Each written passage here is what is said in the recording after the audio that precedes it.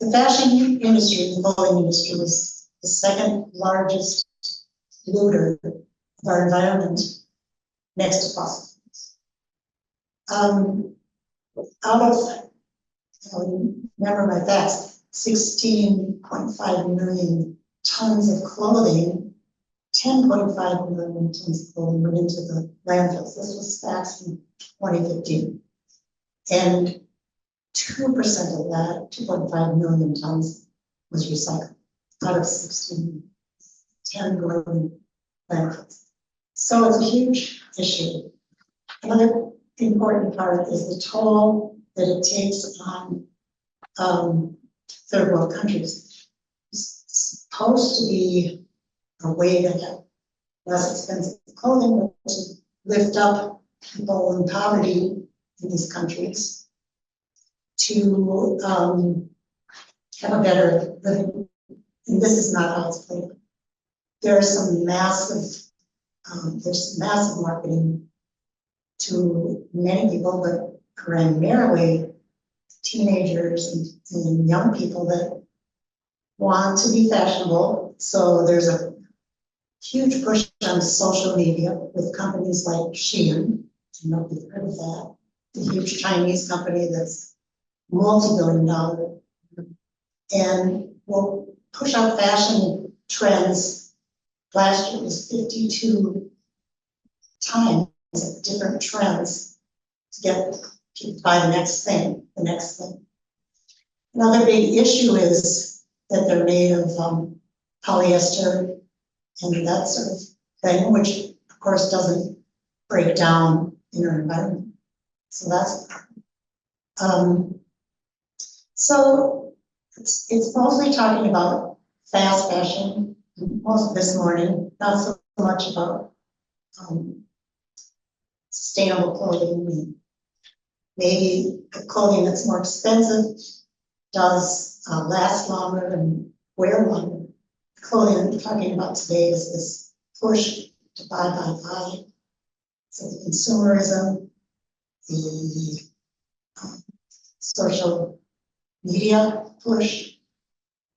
It has an addictive quality, and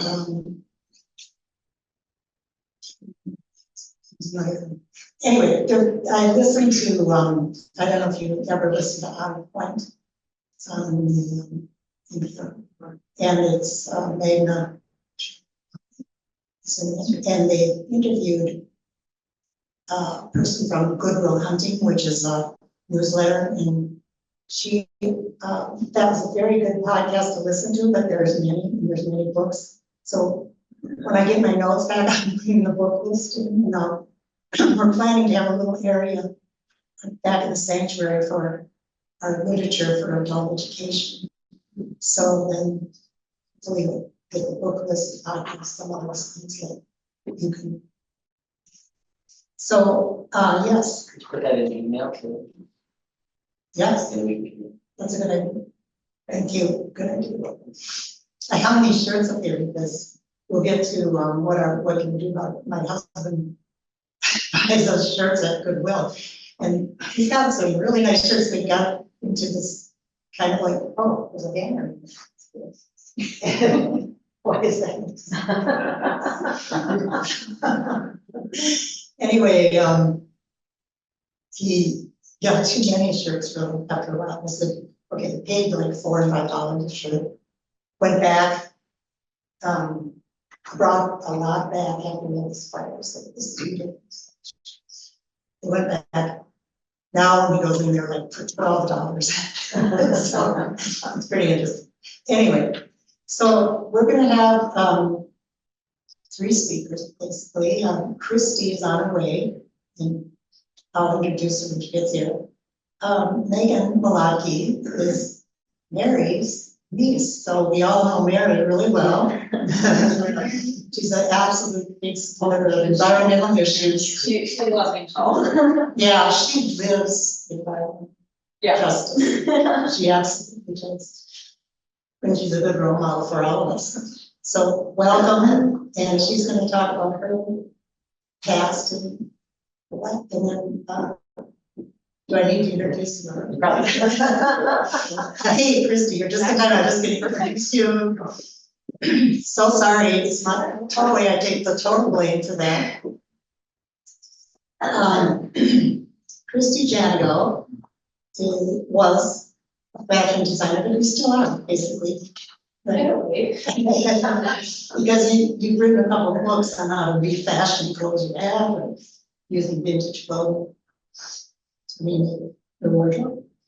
So it's really nice to see you, and I'm sorry about all that. And Nora, I'll go back to Nora. Nora knows all about the buy nothing, get everything plan. Does thrifting. Up as long as, I mean, just while we're here, how many of you do thrifting? That was. What do you mean by thrifting? Buying secondhand. Okay. So let's start, Megan, do you want to start? And then do you want to come up here, do you want a microphone? I'll sit. Okay, If that's okay, unless everybody. you're totally fine, however you feel comfortable. Okay. Okay, hello, so my name is Megan Lucky. I graduated from the University of Minnesota with a fashion degree in 2021. And now I'm currently working as a gardener, so I'm not really, didn't decide to pursue that.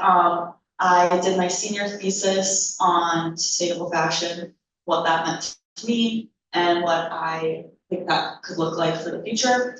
And that kind of solidified for me that I didn't think that fashion would be the path forward, but yeah, I learned a lot about what it means to wear sustainable clothing.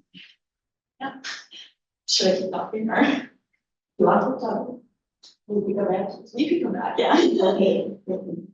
All right, I'm Christy Janigo. I should say Dr. Christy Janigo. I do have a PhD in the field. It's collecting dust right now because I'm not using it. I'm in a totally different field. So I left the fashion industry in, 2020. And now I'm in what could be considered probably a social work field. So because I served in the Army National Guard for 6 years, I meet the state definitions for a veteran. So I help veterans access their VA benefits and other benefits, which really are life-saving in a way. The veterans that I work with are veterans experiencing homelessness and justice-involved veterans. So veterans who have found themselves on the wrong side of the law and maybe need a restart. So let's see. Yeah, I mean, it's been a while. I did try to make the fashion industry work for me. It just didn't. So I leaned into it, got my master's and PhD, finished the PhD in 2015.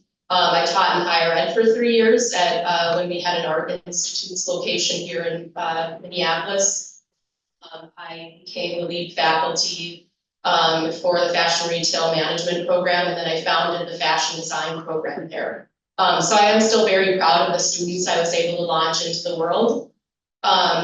I got to travel the world for the fashion industry. So I had several trips to China, Hong Kong, Thailand, Guatemala, Nicaragua, many stamps on my passport, and many stateside trips. So my work took me to New York, LA quite a few times, even places like DC and Austin, Texas, for more consumer research type work. And I would say, like you, doing the sustainability piece made me realize that it was, for the most part, a lost cause. So like Nancy mentioned, I am a published author. You can still find my works out there in some scholarly journals. You can also access my doctoral and master's thesis if you're super bored. But those have been internationally referenced in other people's scholarly work, so I am glad to have contributed to the body of knowledge related to sustainable fashion and the upcycling or reuse of used clothing. But for me, I just eventually came to a place where I was like, there's nothing I can do to redeem this industry. It's the second most polluting industry behind the petroleum industry. And I just, I had to leave so that I could do something to. It's an industry. Right. That's basically what it is. Yep, exactly. So I had to leave and do something to help people. So that's kind of how I got here today. I'm also an elected official, so I'm a city council in Maple Grove. I've got other plans for higher office, and I'm glad to be here today because you're putting your faith in action. So my political views were formed by reading a book by some theologians in the Yale Center for Faith and Culture called Public Faith in Action, how you can live out your faith in public life. And it does grapple with some very difficult issues that we're facing. So that's kind of what I do. Thank you, Doctor. Hi, I'm Nora. I'm your associate pastor. I go to thrift stores, and I'm in a buy nothing group. That's what I got. I feel like we should just listen to you the whole time. The two of you seem to have way more expertise than I do in this field. But what else did you want? Sure, I'll explain what the Buy Nothing group is. Buy Nothing is a group on Facebook that is very local in your local area. We were in one. I live in Crystal, and there was one that was like Crystal New Hope. It was large. There was like 1,000 people in it, and they sprouted into 7 other groups. And so now there's like 200 people in mine, and it's just kind of my local neighborhood. And the people who are in it, if they're getting rid of something, they just put a picture of it on the Facebook. And then it's first come, first served, or sometimes they wait a day or two and then they do a raffle and then you just go get it from them. And I've gotten our leather couch from them. I got this skirt from that. These heels came from it. Yeah, it's and likewise, our kid is 3, our youngest is 3. And we have these toys that he's growing out of that still have lots of life in them. And normally what we would do is just send them off to the thrift store to help someone else make some money off of them. And this is sort of cutting out that middle person where it's just, oh, there's a communal need. I have a resource. Let's connect. And it's been amazing. Get to know the neighbors. And get to send stuff that we don't need anymore. We had this big dome jungle gym in our backyard. Those big climbers that are like this, the old school climber domes.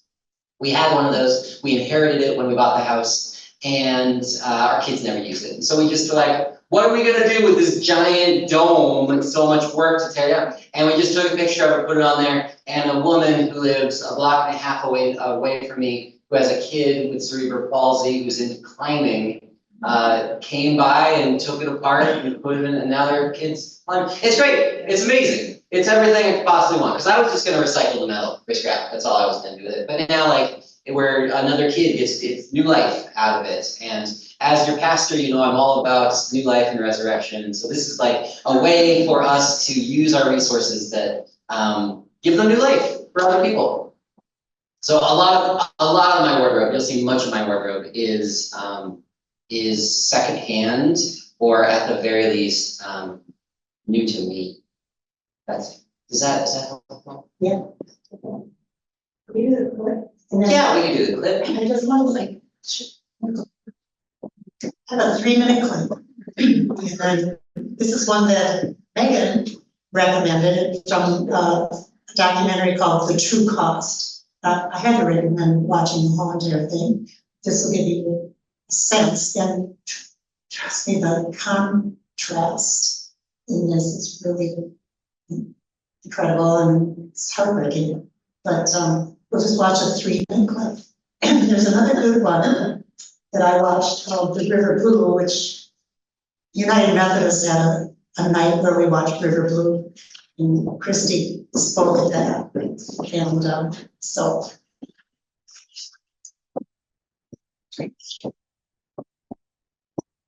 So it'll come up for you if you want to. I know you probably seen it. We communicate who we are through clothing. It is fundamentally a part of what we wish to communicate about ourselves. We used to have a system, a fashion system. That has absolutely nothing to do with the fashion industry today. It has been reinvented. It's based on materialism. The problem is that comes at a really high price.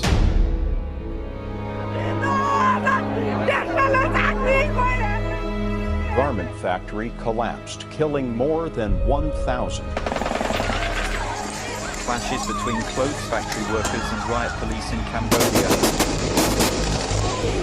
Last November, 112 people were killed in another major factory fire. 30,000 Chinese workers have literally striked. Garment workers in Bangladesh paying the price for cheap clothing. Well, the promise of globalization was that it was going to be a win-win, that consumers in the rich world would get cheaper goods and people in the poorer parts of the world would get jobs, and that those jobs would give them an opportunity to work their way out of poverty. This enormous, rapacious industry that is generating so much profit, why is it that it is unable to support millions of its workers properly? The actual business model is completely unsustainable. Unless you change that model, you can't change anything. When everything is concentrated on making profits, what you see is that human rights, the environment, workers' rights get lost. My God, we can do better than this.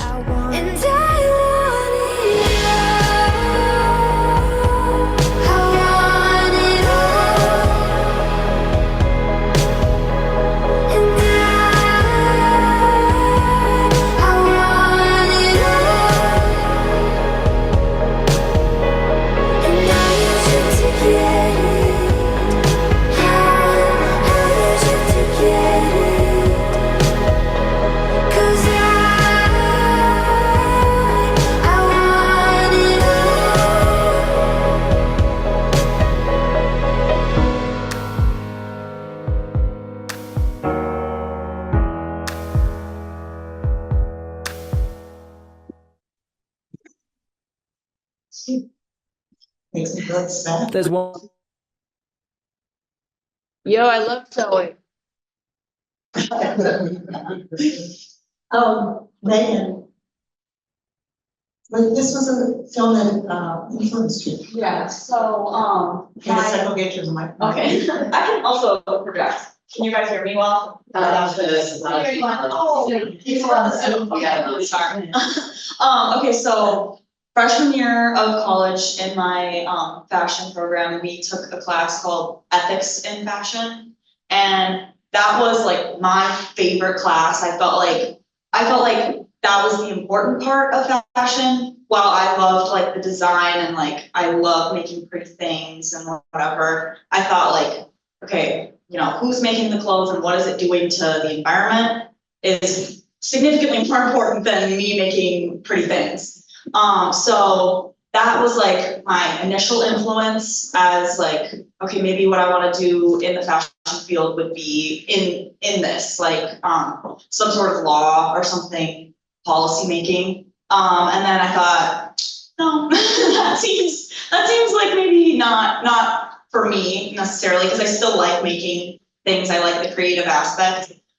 So, you know, I kind of like worked through that, thought about that for the next couple of years, and then COVID-19 happened, and you just kind of, I don't know, I think a lot of young people, especially, I was in college, George Floyd was, all of the uprising and everything was happening during that time. So it was like a very social justice empowered time. And I just kind of thought, you know, I think this isn't the field. But I still, you know, finished my degree. I did my senior thesis project on sustainable fashion because I thought this is the most interesting bit for me. And I think, sorry, I'm just kind of rambling, but I think like Nora was talking about community, and that was sort of like what I thought the core of sustainable fashion would be. It's just kind of like, you know, buying things locally. If you're buying clothing made locally, that's awesome. But also just, you know, if your friend has an outfit that you like and she's done with it, share it, or like, you know, swap or something. I don't know. So yeah, that's all I got. Yeah, so I would like to just add that you don't have to pay a lot of money for style, right? Style is something that you have or you don't. It can also be cultivated. I would say probably 95% of my wardrobe is secondhand. So I'm not shy to accept hand-me-downs from my sister who makes really a lot more money than I do, even though she's my younger sister. I'm not shy about going to buy nothing groups. In fact, there's one in Maple Road this afternoon at 2 p.m. I'm not shy about shopping at a thrift store.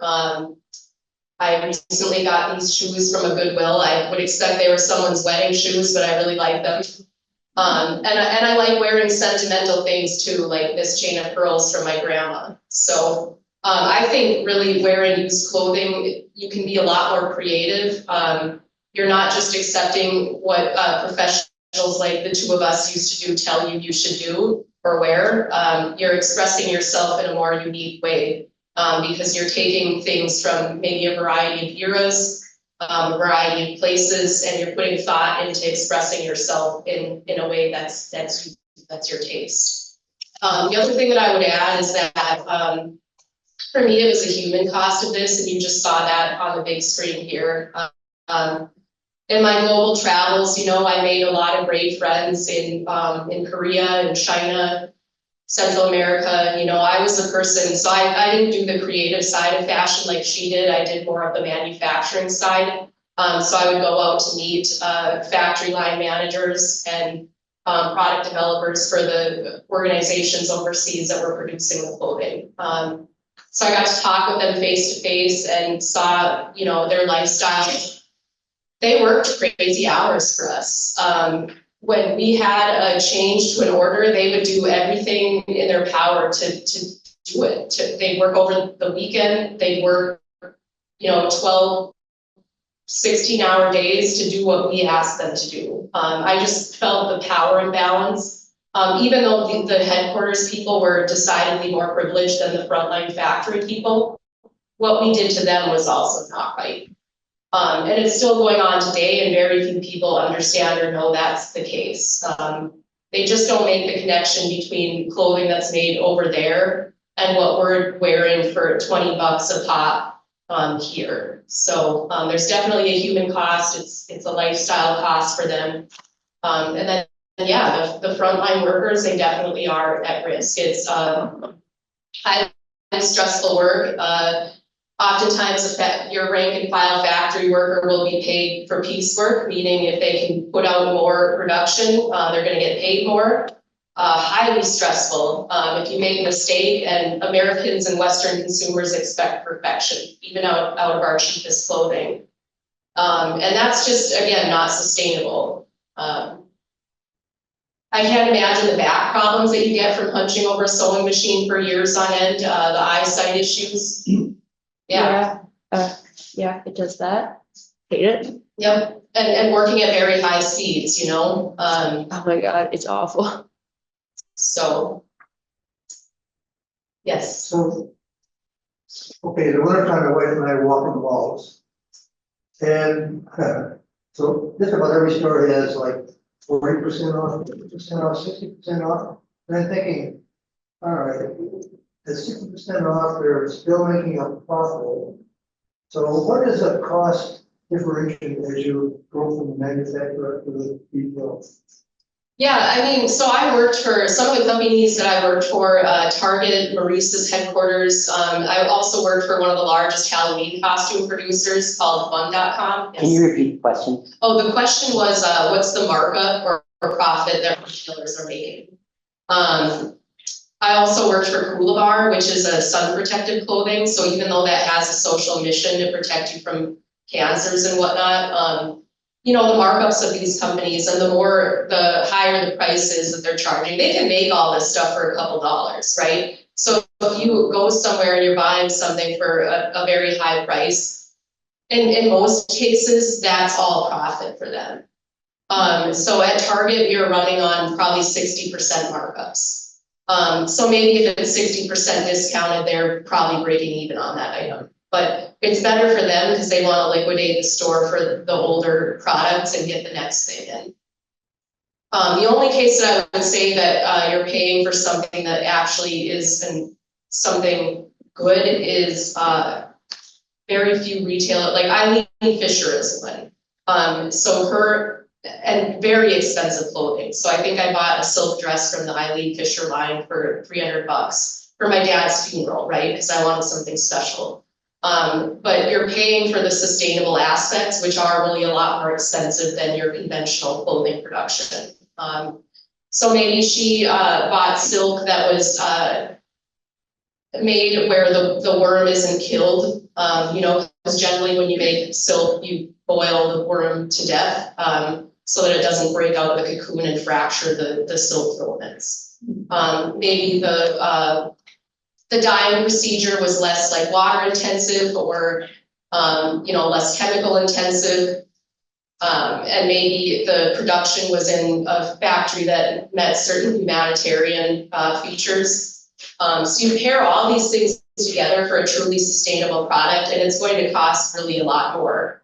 Well, the truth is that the regular American consumer is not willing to pay for that, and some really aren't able, so that's kind of the dilemma that we're facing.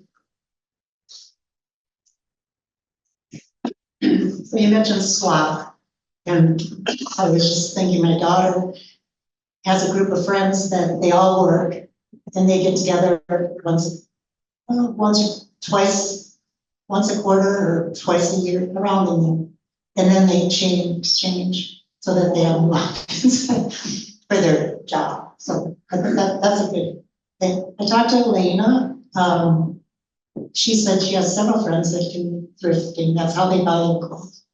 It's a good thing. You can find vintage clothing, which is much more durable, sustainable in the sense that it's natural fibers and things like that. You can find that. I've heard Eileen Fisher. I've also heard Stella McCartney. I don't know. You might name some brands. It's hard to find. I looked online to see, like, I buy some things for my mom on LLB, and some of their stuff is American made and sustainable, and some goes overseas, and it's hard to research the source. So maybe you would have some suggestions about that. Well, I would say, I think from my research in school and everything, my conclusion was just the most sustainable fashion is the stuff that you already own.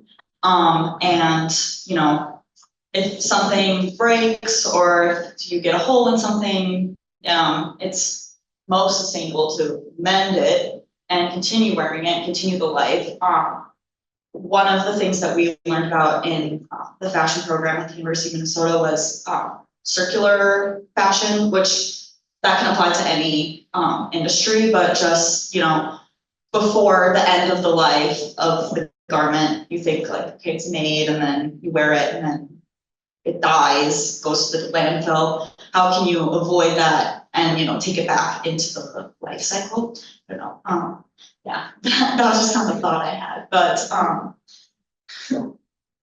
yeah, so in my doctoral research, I had interviewed people who actually did this, made modifications to their clothing or did some very high-end things to clothing to put it back out into the pipeline. So I met some women who did shibori dyeing, which is a method of over dyeing, Japanese dyeing method. So they would take existing clothing, maybe cotton-rich clothing or some other natural fiber that takes this type of dyeing method. And they would do some very high-end, very beautiful, very high art type techniques to it. So in that way, you can add value to something that exists already, put it back out into the market. But again, something like that, it's very hand labor intensive, so you are going to pay a higher price for it. On the lower end of the spectrum, the participants that I interviewed were maybe just a college student who's cutting off the sleeves or modifying the hem in a way that you can tie a knot in your shirt or something. It's not that complicated, but they did it to get some more use out of it. So even if it's a couple more uses, that's better than nothing, right? So there's kind of this whole spectrum of people who modify their clothing. Some people like to do applique work onto existing clothing, maybe to hide a hole or a stain or something. So you can get quite creative. I personally don't have that kind of time anymore, so I am mainly focusing my clothing behaviors on just keeping them for as long as possible and making sure that I'm doing mostly used. Yeah, I mean, I have some clothing that I've had since I was in high school. I'm twice that age now. But you can do it. Yeah, there are ways. I want to ask about where things go. So I can go to Western Plaza 10 minutes from here. I'm asking about disposing of clothing. So I can go to Western Plaza and drop things off at the Alight thrift store. What happens if they don't sell? And I can also go to the same area and there's a big metal box and I can put clothing in there. Where does that clothing go? Yeah, it's many different things, yeah. So there's a whole industry behind rag sorting. So if a thrift store can't use a product, then sometimes it's gonna go to a rag sorter, in which case it becomes like, let's say an automotive rag or something. In other cases, the product gets shipped to countries that, you know, less fortunate countries, countries of lower economic means. Usually that's Africa. I don't know, maybe the Philippines. I think a lot of the research that I looked at was African countries, but they don't need all that. You know, it disrupts their local industry. So clothing craft is a big thing to express your culture.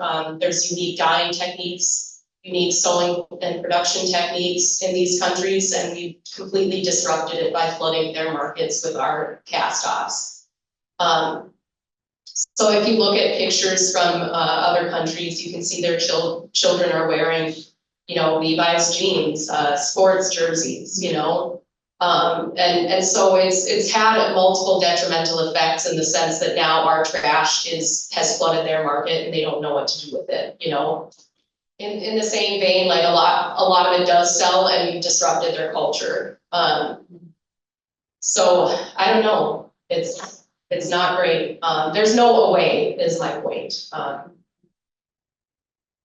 Well, I think also, the stuff that doesn't get shipped away, ends up in the trash. I listened to a podcast about that exact thing, like what happens after you take your stuff to a secondhand store. And, like the box that's sitting out there where you can just drop your stuff in there. A lot of times, like, they don't come to collect that stuff for however long, and then it's overflowing. And all of that stuff that's sitting out gets, you know, if it rains or whatever, it gets wet, it's trash. And sometimes people throw trash into those bins because they think it's a trash can. And then all of the stuff in there is now trash.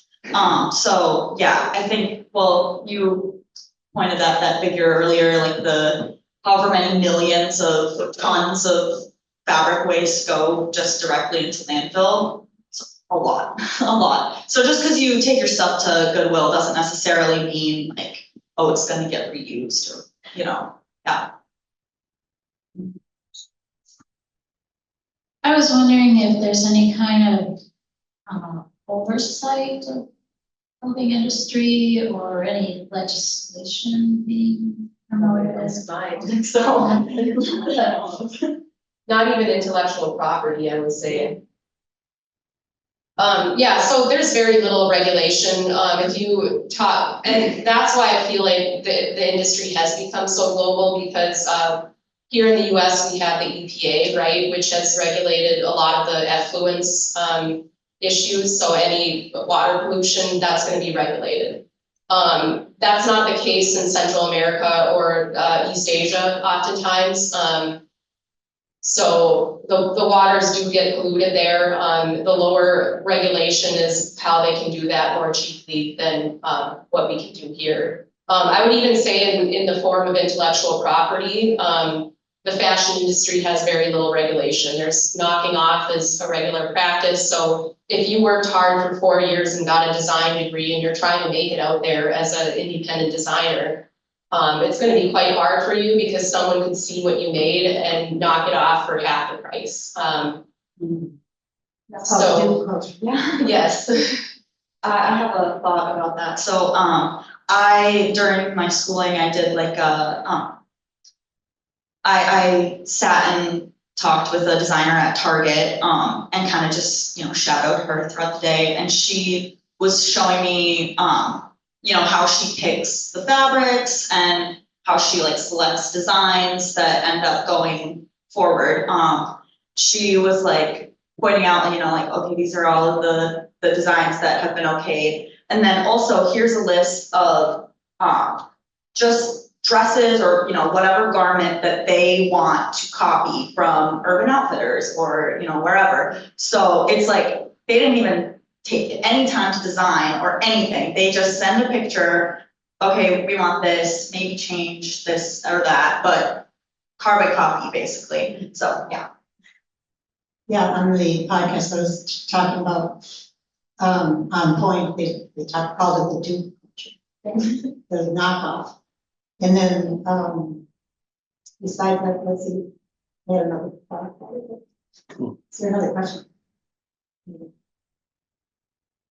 Well,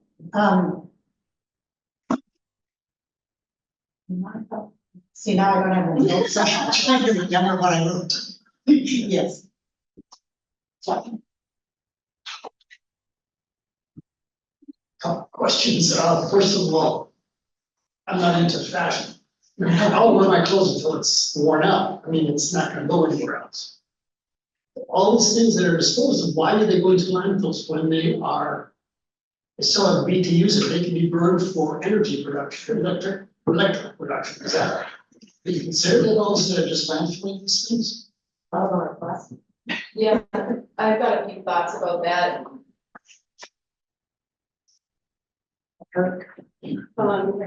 Yeah, so in some cases, clothing is shredded and remade into other types of product, but the problem is we're such a blend heavy culture. When we do make fabrics, we don't want to have to spend time caring for them. So back in the day, we used to press our clothing, get them dry cleaned and whatnot. We don't have time for that anymore. We don't want to do it. So the blends are such that you can't chemically separate the fibers or molecules from one another. So it is quite difficult to kind of break things down to their lowest form. There is some shredding that occurs, but usually that ends up as a lower product and used in a carpet. But maybe that carpet's gonna be black, right? Because you can't separate the color molecules out from your synthetic fibers. It's just not possible. So if you look at the rest of the municipal solid waste stream, other things are much easier to recycle than textiles. Also think about the buttons, zippers, different hardware and findings that we have on clothing. That will gum up machinery if you do try to shred something and reuse it for some lower form like stuffing, insulation, something along those lines. So metals, it's much more possible to recycle metals, glass. Paper gets degraded quite a lot when you try to recycle that, but it's still, you can get something out of it. Corrugated cardboard, you can usually recycle that. So clothing, though, if you consider the whole municipal solid waste stream, is probably one of the worst materials to try to recycle. Okay, what I was thinking of is the term hauling. Young people online will buy cheap clothing with absolute style and film themselves on TikTok, which I probably even know. But anyway, on social media and say, look, all of this for $25 and show their outfits and then maybe wear them and then do another haul. So that's a term I hadn't heard, and that would I heard that one. It's another thing that happens. I have a question. Thank you. One of the things that there's been an attempt to do, at least with carbon fuel sources, is having some sort of cap and trade or carbon tax. It's an attempt to sort of monetize the negative externalities, right? And we've gotten rid of the negative externalities in our country by exporting.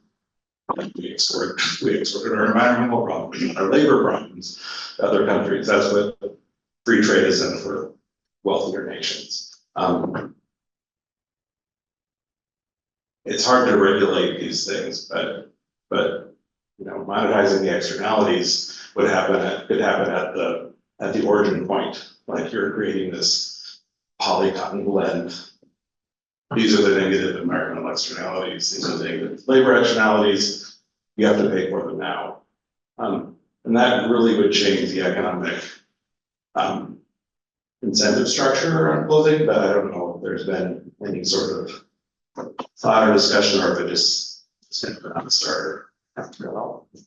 While the mic is back here, I'll just mention yet another challenging problem with this industry, as with many, is child labor, especially around the world. And I remember that was maybe the first issue that the fashion industry really got called out on, was people like Kathy Lee Gifford and Cheryl Teagues were sort of called to testify before Congress and the like, and talk about the child labor issue. And young people like Craig Kielberger, I think it was, got involved in that.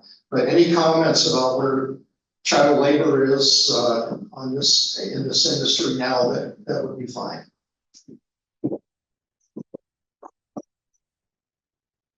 So I would say the big companies are definitely paying more attention to this, because it is quite embarrassing for the companies, and they do take a big economic hit when they get caught on this sort of thing. So I know that companies like Target and Nike have really a lot more internal, like self-regulation. They have random inspections. They send people in to check on things. Whenever I traveled overseas, it was a very controlled environment, right? So they knew I was coming. I was on a plane. They knew weeks ahead of time. So nothing that I saw would be a form of regulation, right? It's people that maybe live locally that are employed by these companies that can drop in on a whim to check on the conditions. And you also have to trust in this worker being honest, you know, and not taking a bribe or a payout. So it can be a very tough thing to navigate. Is it still happening? I would guess so, in some form. To your other point of the tax, I like the idea. We're just going to have to get lawmakers who are brave enough to go up against big business, right? Because if they don't, then this will never happen. I had another thought about that, but I have forgotten it now. Well, I have a thought about child labor. I think you look back at the Triangle Shirtwaist factory fire in the early 1900s, and all of the problems that are happening now in other countries happened here before, and labor laws were able to help here in, you know, stopping that from happening in our production. But as you said, we've just exported it to, or taken it overseas, and now they don't have the same laws maybe that we had in place because of the struggles that our laborers went through in the early 1900s. So yeah, I also had another thought, but it flew away. I just wanted to talk briefly about subcontracting. So subcontracting is really big. Usually you won't have all the expertise under one factory roof.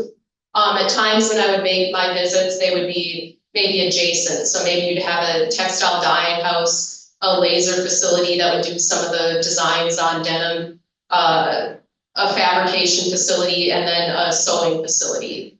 But these things are not under one roof, and I would say it's more rare for these facilities to be co-located or owned by the same company. So you've got, again, large westernized headquarters companies hiring this vendor to do this task, only they don't have the expertise on this specific embroidery technique. So now they've got a subcontract. So it can be very difficult to track where your items are and who's doing ethical practices in the pipeline. You know, you might have multiple subcontractors on one article of clothing. So now you've just lost control, or maybe you have less control than what you had before, and that's how stuff goes. I'll just put in a plug. First off, there's a Stewards tag on your shoes, and I love that. I love that. It's like verified. I love it. And just another plug with all this stuff, like, yeah, advocacy, legislature, electing good officials who are going to challenge big business, right? Like, that would be good just across the board to do, right? But in the meantime, find a buy nothing group and share your clothes with friends, right? We used to do the garage sales. Right. Come buy a shirt for a nickel, right? And now, like, you can't find anything under several dollars at a garage sale anymore. Like, it's all been commercialized and capitalized, right? But buy nothing groups, there's no money involved. You don't get any money, you just get to give new life to your clothes or get new things without having to feed into the fashion industry or any of those other industries that are enacting these practices. So it is possible to not support these industries with our dollars because there are enough clothes right now to cover everyone many times over. And the thing that it's been in your closet for several years and you haven't worn it is probably really cool to someone else and they probably really enjoy wearing it.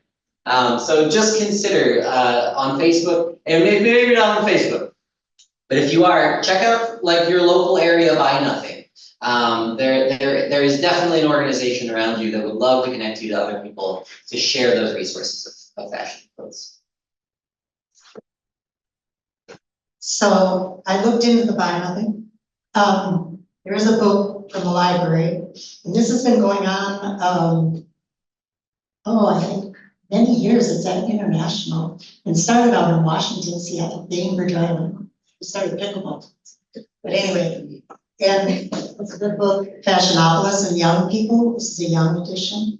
And some for children, just, I think it's worth, I'll put them on the book list. I put it downstairs, but the awareness is a huge factor on this. I mean, my husband, I had no idea any of this. He was just totally clueless, but he does go thrifting, so I guess that's a good thing. Yes, Nancy, the clip that we saw, is the whole thing easy to access, the video? Please put the link in the email. Yes, and it is on YouTube. We'll put the link. Two classes out there, so yeah, it's worth watching. I keep thinking, our only experience in traveling was in Vietnam. I know one of the persons traveling with us, his daughter was discharged from the service, and he insisted that he buy himself a suit when he was over there. And so he went in for a fitting one day, and he was able to pick it up late in the afternoon after he was there. And I'm thinking of these people that are working in these factories and that what's going to happen when that industry disappears from the community? They're working, I'm sure, because they want to feed their families. And I'm thinking of the world situation now where floods and all these things are happening because of the climate. And so we have these people moving from one country to another, trying to feed them. This problem is so complicated. We'll do our bit. We'll do what we can here and then hope somehow it works in other countries. But thank you for your information. Any more questions? So I probably negative on how we can solve this. I don't see politicians helping because they're more worried about inflation. And so they want cheap clothing. Right. The social media aspect, I think, is relatively is newer. I mean, I know if I go on Facebook myself, it feels like every fifth one is something very cheap. And it seems like they're probably all coming from the same factory and they're just giving a different print design to whatever.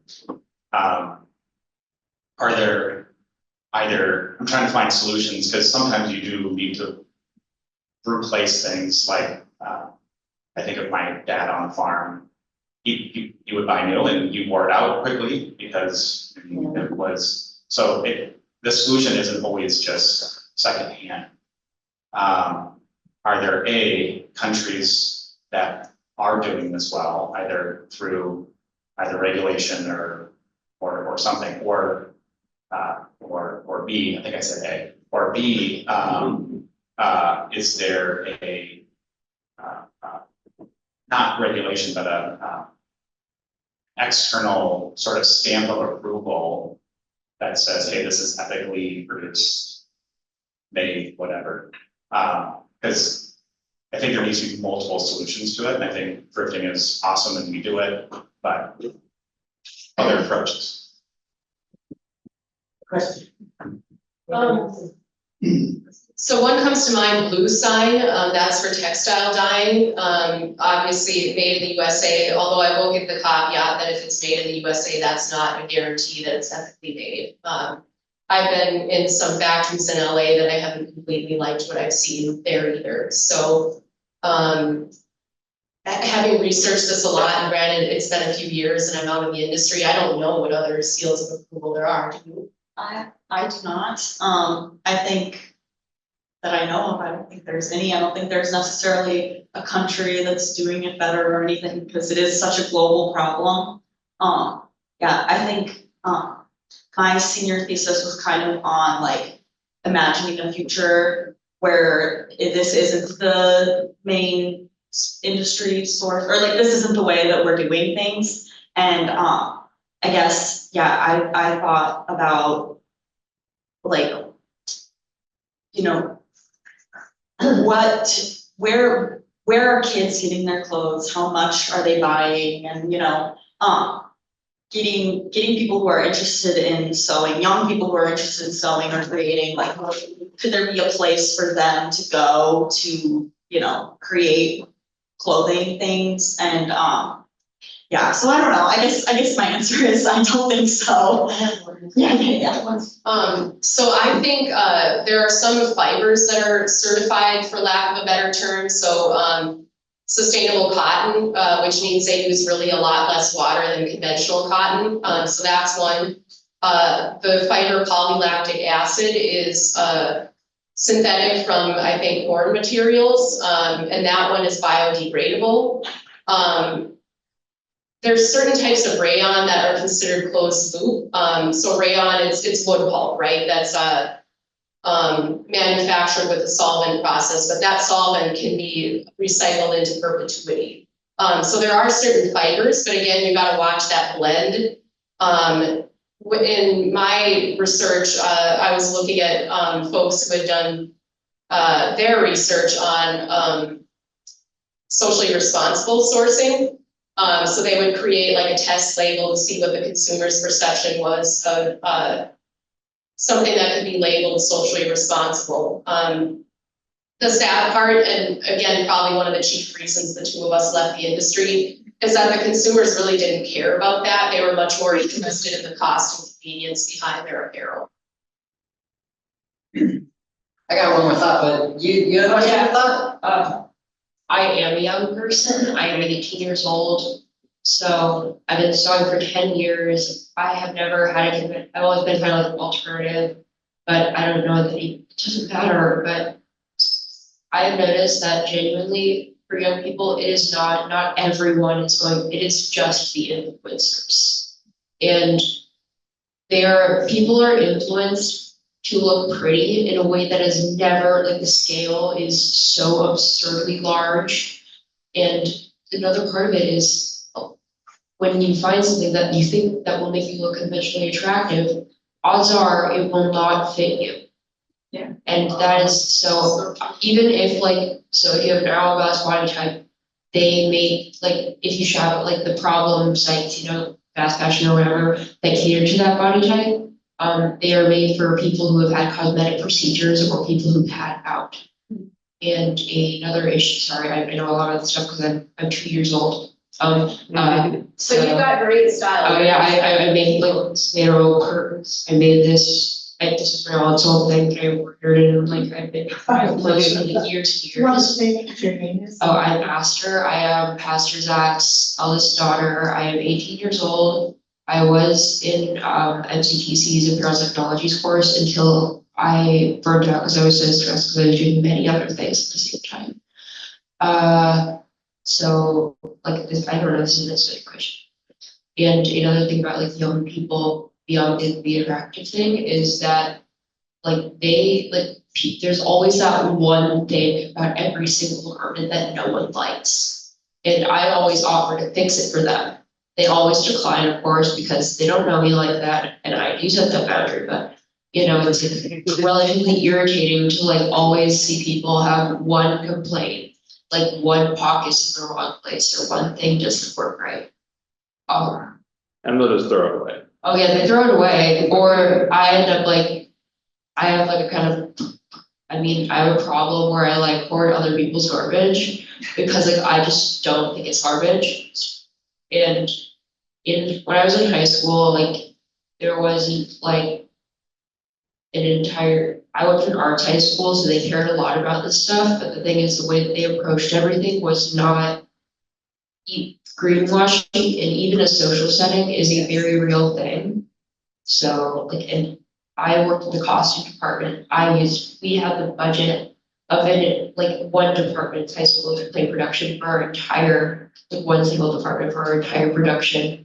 So that I like did a lot of work for it, and sorry if I'm talking like I yeah, no, and then like it's like young people, it's not that we are all like that we feel like we have to be like that. Yes, the pressure.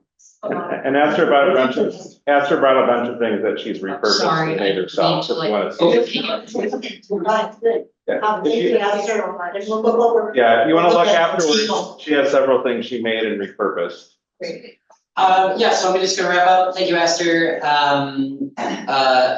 What you can do is encourage the kids and your grandkids to not shop on Temu and Shein and those really egregious ones. And if you are looking for like work stuff, right, that you need to buy new, like you can go on TikTok still and find people who create their own stuff. And it is way more expensive, but you are actually helping one individual person who is creating their own stuff, right? Who's good stuff.